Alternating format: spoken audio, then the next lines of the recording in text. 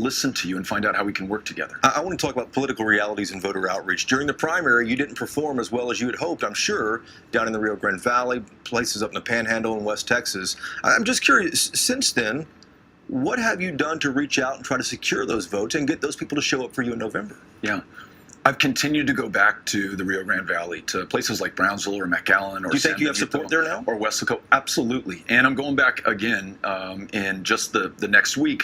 And I will continue to go back because the Valley is a place, much like El Paso, where I'm from, that is so hard to get to, so far away from the centers of power that it is often forgotten or taken for granted. I want to make sure that the people of the Valley and the people of the Panhandle, for that matter, and the people of every single one of these 254 counties are not taken for granted, are not written off, and don't feel like they're taken for granted or written off. We're having town halls in English, también en español. We're talking about every issue, incluyendo migración, pero también healthcare, jobs, the necessity to get our democracy back from corporations and special interests and PACs.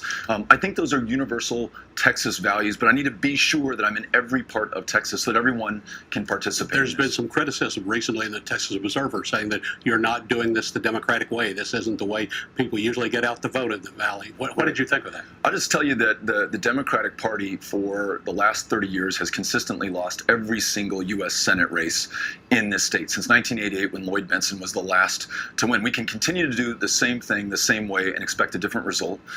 No less than Albert Einstein defined that as insanity.